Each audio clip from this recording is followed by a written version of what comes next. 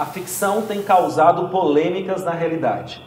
Na novela O Outro Lado do Paraíso, de Valcir Carrasco, a personagem Laura Bela Piero é orientada a procurar um profissional de coaching e hipnose para descobrir se algum trauma psicológico explica a dificuldade que ela tem em momentos íntimos com o marido. A orientação para Laura e a decisão de atender por parte da personagem que atua como coaching na novela provocaram uma série de questionamentos sobre qual a diferença entre coaching e psicoterapia. Afinal, qual é o real objetivo de um processo de coaching? E qual a diferença entre o coaching e a psicoterapia? E para discutirmos sobre isso, estamos recebendo Dorothy Irigaray para comentar sobre as diferenças entre coaching e psicoterapia. Ela é psicóloga organizacional, especialista em educação, pós-graduada em dinâmica de grupo, pós-graduada no MBA Liderança Executiva e Desenvolvimento Organizacional. Tudo bem, Dorothy? Tudo ótimo, Ederson. Prazer recebê-la no programa Falando em Gestão. Obrigada. Nesse quadro que é extremamente importante para os nossos telespectadores, que é conversando ou falando com um especialista. Nós estamos hoje com um tema bastante interessante, muito polêmico, né? Bastante atual e recente, principalmente em virtude do acontecimento que teve agora na novela, do Outro Lado do Paraíso. E eu gostaria de começar essa entrevista, Dorothy, perguntando para você qual é a principal diferença entre o coaching e a psicoterapia. Sendo bastante direta, profundidade. Profundidade? Profundidade. Porque são duas práticas que se tocam, porque as duas promovem autoconhecimento e promovem também uma instrumentalização do indivíduo para lidar com as demandas do dia a dia, para lidar com as demandas da vida diária. Qual é a diferença? O coaching trabalha com pessoas funcionais. O que são pessoas funcionais? Pessoas que não estão em processo de sofrimento intenso, sofrimento psíquico intenso, que estão com a capacidade crítica íntegra, conseguem fazer reflexões, usar a capacidade de raciocínio para conseguir ampliar a percepção e achar estratégias mais adaptativas. A pessoa não era para ser assim, Anderson. A psicoterapia era inclusive para ter condições de também atender estas pessoas que o coaching hoje atende. Só que, como ela ficou muito instrumentalizada em tirar a pessoa do sofrimento, dificilmente as pessoas falam assim, eu tô ótima, vou para terapia. Não. Geralmente as pessoas optam por ir para um processo de psicoterapia quando elas estão em sofrimento, já tentaram tudo, né? Até práticas místicas e esotéricas, vezes, né? E aí elas vão para a psicoterapia. Não, é a única saída. Né? E o que eu costumo dizer, a diferença, a separação não é tão simples. Por que ela não é tão simples? Porque, como eu disse inicialmente, elas são muito parecidas no processo de autoconhecimento. Só que a psicoterapia, ela vai num grau de profundidade para tocar os aspectos mais delicados e íntimos do indivíduo, para que ele consiga fazer toda uma reestruturação que o coaching não precisa ir e nem deve ir. Por isso, porque nós temos profissionais de todas as áreas trabalhando com coaching. Nós temos profissionais da área do direito trabalhando com coaching que são excelentes coaches. Como a personagem da novela O Outro Lado do Paraíso, exatamente, né? Era uma profissional do direito. Exatamente, só que equivocada na abordagem. Exato. Que foi algo que trouxe bastante... O que trouxe a polêmica foi exatamente porque o caso é tão delicado e é tão sério que a menina bloqueou a memória. Ela nem lembrava, né? E se ela não lembrava é porque foi tão traumático que a capacidade racional dela jogou tudo para o inconsciente, porque ela não conseguia lidar com aquilo no dia a dia. Tanto que quando ela lembra, vem com um sofrimento absurdo. E se a pessoa não tem uma estrutura montada para conseguir lidar com isso, ela pode tomar decisões trágicas e drásticas. Então, o que eu sempre coloco assim, e até para o profissional de coaching, é difícil às vezes saber o que é caso de psicoterapia e o que é caso de coaching. Porque às vezes chega uma pessoa no processo que você fala, não, é caso de coaching. Definimos metas claras, definimos processos de desenvolvimento, o profissional auxilia a identificação de qual é o ponto de desenvolvimento, definir plano de ação para chegar naquele resultado, mas num determinado momento o processo não caminha. A pessoa volta nas mesmas questões, nos mesmos obstáculos, a gente trabalha, porque a gente tem uma série de ferramentas para auxiliar a pessoa a fazer reestruturação, de crença disfuncional ou limitante, como muitos usam essa expressão, mas muitas vezes isso não é suficiente. Por quê? Porque o obstáculo, o entrave está num nível mais profundo. Que seriam os psicológicos. E aí, e já aconteceu, a gente encaminha para psicoterapia. Por quê? Porque na psicoterapia a pessoa vai caminhar no tempo dela. No coaching, pelo menos eu trabalho assim, a gente tem um tempo para começar e um tempo para terminar. Nós não ficamos lá, vamos fazer um processo de coaching, vamos ver quantas sessões a gente vai usar. Não, eu gosto, existem outros profissionais que trabalham de outra forma, eu, Dorothy, gosto de trabalhar com um tempo delimitado. Eu trabalho com 12 sessões, focados no coaching profissional, no coaching executivo. Mas na psicoterapia, o tempo é o tempo do cliente. E às vezes tá tão dolorida, né? A questão tá tão dolorida que ela precisa de tempo para ir se habituando, para ir tratando, para ir lidando. Porque quando surge com muito sofrimento. Dorothy, pelo que eu percebi dentro da abordagem muito clara que você fez, existe então aí uma grande dificuldade de se entender qual que é de fato o momento em que você precisa encaminhar essa pessoa para uma psicoterapia, né, e aquilo que esse profissional de fato, de coaching, ele consegue de fato atuar. Então eu entendo que esse profissional de coaching ele vai ter que ter uma perspectiva muito grande de entendimento no sentido de saber exatamente até onde ele pode atuar. Perfeito. Algo que eu digo sempre para os meus alunos, eu coordeno, eu tenho alguns projetos na área de coaching de formação e de atendimento, né, tanto no Senai, FATESP quanto no IPOG, e eu falo para os alunos, eu falo que o grande desafio é você conseguir realmente perceber quando não é mais o momento de você continuar o processo. Por quê? Porque não é tão evidente assim. Né? A pessoa chega e ele vai trabalhando, ele vai desenvolvendo. E não consegue caminhar. Esse é um indício, quando a coisa não anda. Só que até para chegar nesse ponto, a gente precisa ter clareza de que tudo o que podia ser feito foi feito. E aí nós temos um problema nas formações. Algo que eu bato muito na tecla com os meus alunos é que um bom coach precisa conhecer muito de gente. Ele não precisa ser psicólogo, mas ele precisa conhecer muito de gente. Ele precisa entender como é que uma estrutura de personalidade se forma, como é que os aprendizados acontecem, como é que os automatismos acontecem, como é que a capacidade de aprendizado auxilia a formar automatismos mais funcionais. Então não adianta você falar, eu aprendi N ferramentas, como vários profissionais às vezes chegam dizendo, não, eu tenho ferramentas para tudo.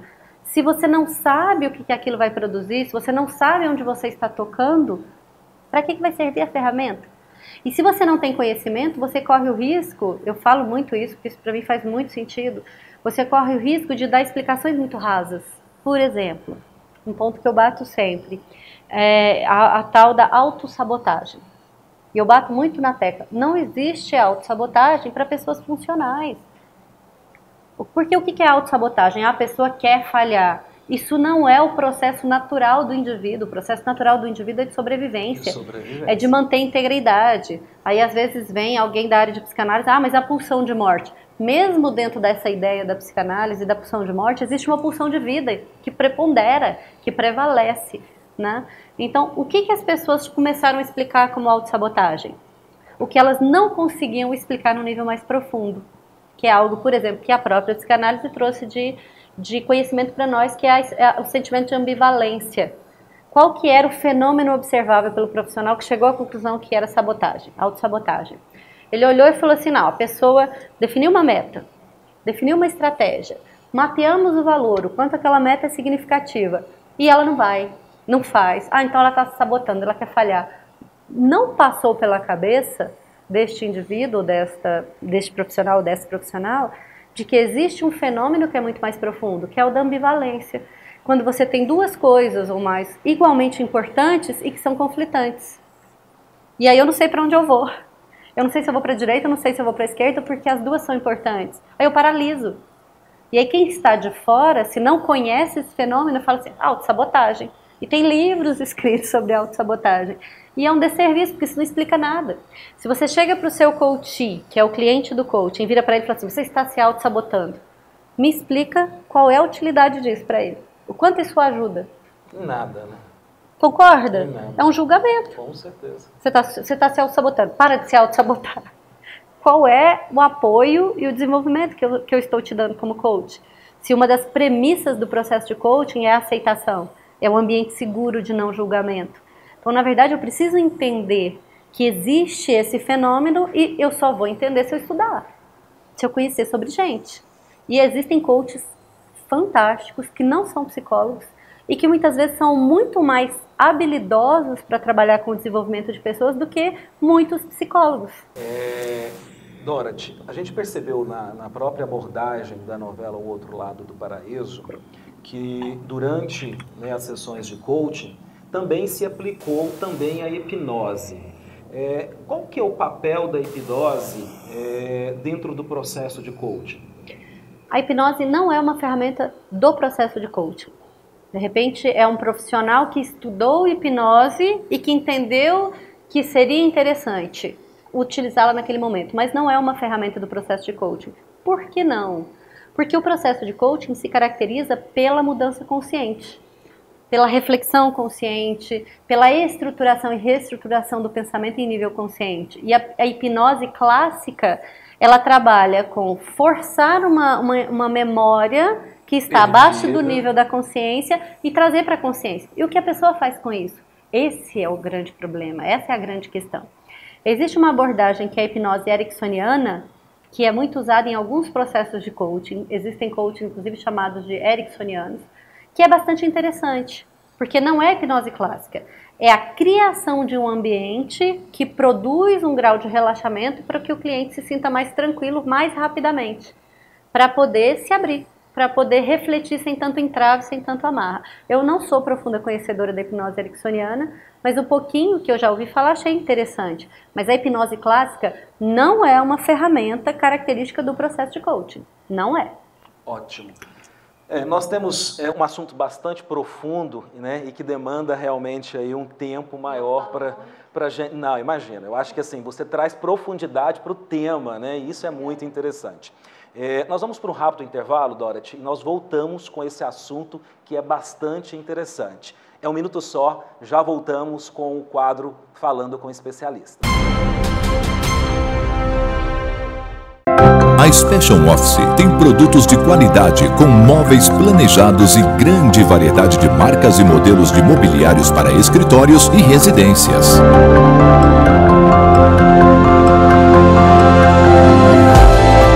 Com uma equipe qualificada e comprometida, desenvolvemos seu projeto de acordo com seu espaço e suas necessidades.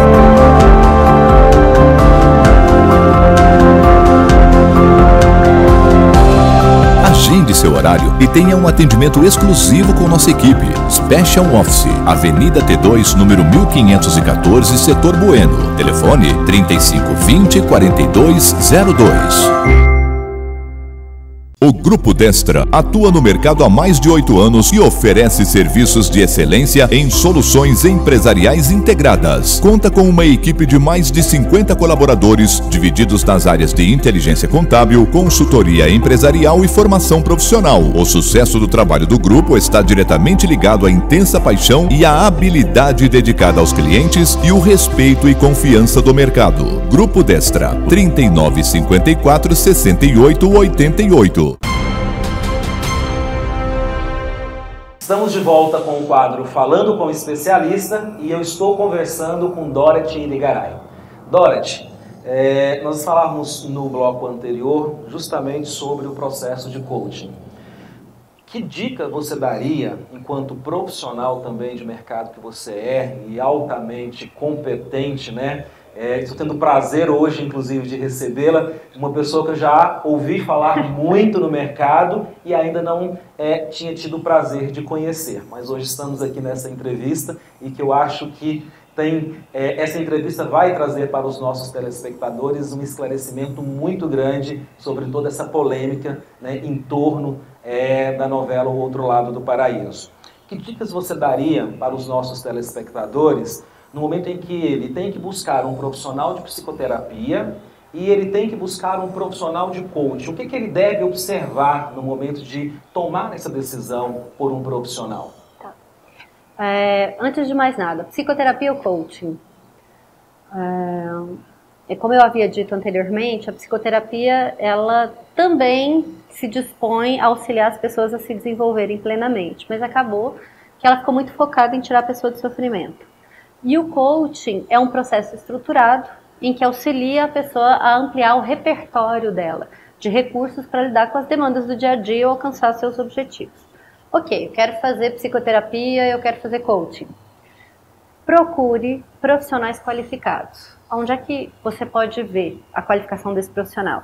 Uma boa dica sempre é você ter indicação de pessoas da sua confiança. Eu gosto muito das indicações, porque é gente cuidando de gente. E quando você tem indicação, você tem indicação de uma pessoa que já experimentou, né? Então você vai receber uma indicação realmente que vai corresponder às necessidades que você está tendo. E lembrar que são relações de confiança, as duas. Por mais que o psicoterapeuta, que precisa ser psicólogo ou psiquiatra, tenha uma profissão regulada, regulamentada, não existe ninguém que vai ficar lá dentro do consultório regulando o que ele está fazendo. Assim, é terrível falar isso, mas eu sei de histórias de profissionais que são extremamente éticos e outros nem tanto, numa profissão regulamentada, que é a psicoterapia, né? Então, assim, procure indicações de pessoas da sua confiança, que você acredita que tenha condições de fazer essa avaliação. Porque às vezes tem algumas que não tem tanto conhecimento, falam, não, gostei muito do fulano, ele é muito gente boa, mas não tem condições de avaliar tecnicamente.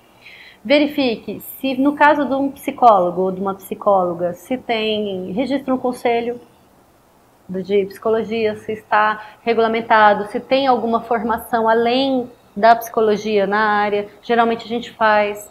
Quando eu era recém-formada, eu fiz uma formação em psicodrama, né? Nem cheguei a concluir porque eles queriam que eu fosse para a clínica. Eu falei, para a clínica eu não vou, não é minha praia. Então procure esse tipo de informação. No coaching, procure profissionais também indicados.